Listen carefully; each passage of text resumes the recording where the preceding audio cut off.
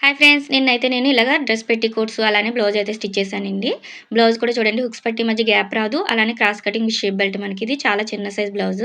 చూసారు కదా! వాళ్ళ ఆది బ్లౌజ్ అయితే గ్యాప్ ఉంది. మన దగ్గర అయితే హుక్స్ పట్టి మధ్య గ్యాప్ రాదు. అలానే గ్యాప్ వల్ల మనకి వీ నెక్‌లా వచ్చేస్తుంది. రౌండ్ అనేది రాదు. మనం స్టిచ్ చేసింది రౌండ్ నెక్‌లా వస్తుంది.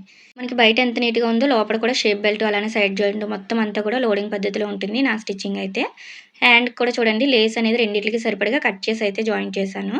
అలానే సైడ్ జాయింట్ కూడా ప్లస్ అనేది పర్ఫెక్ట్‌గా రావాలి. ఈ సైజ్ బ్లౌజ్ అయితే ఆల్రెడీ కట్ చేసి స్టిచ్ చేశానండి. కిందన లింక్ ఇస్తాను చెక్ చేయండి కటింగ్ అనేది. ఈ పెట్టికోట్స్ చూసారు కదా! ఖాదీ క్లాత్‌తో అయితే కుట్టించుకున్నారు. చాలా స్టిఫ్‌గా ఉంటుందండి క్లాత్ కూడా. చిన్నప్పుడైతే మా అమ్మగారు షార్ట్ అయినా, లాంగ్ అయినా ఇవే స్టిచ్ చేసేవారు. చాలా బావుంటాయి. ఇలా కట్స్ కింద స్టిచ్ చేసుకున్నామంటే మనకి కట్స్ టాప్స్‌కి, కుర్తీస్‌కి కూడా చాలా బావుంటాయి. ఇప్పుడొచ్చే రేయాన్ క్లాతులకి మనకి లైనింగ్ ఇవ్వట్లేదు కదా! అలాంటి టాప్స్‌లో ఇవి వేసుకున్నారంటే చాలా పర్ఫెక్ట్‌గా ఉంటాయి. మనకి బనియన్ క్లాత్ అనేది సాగిపోతుంది. ఇదైతే చాలా స్టిఫ్‌గా ఉంటుంది. దీని కటింగ్ కావాలి అన్నా కూడా కామెంట్ చేయండి. నచ్చితే లైక్ చేయండి.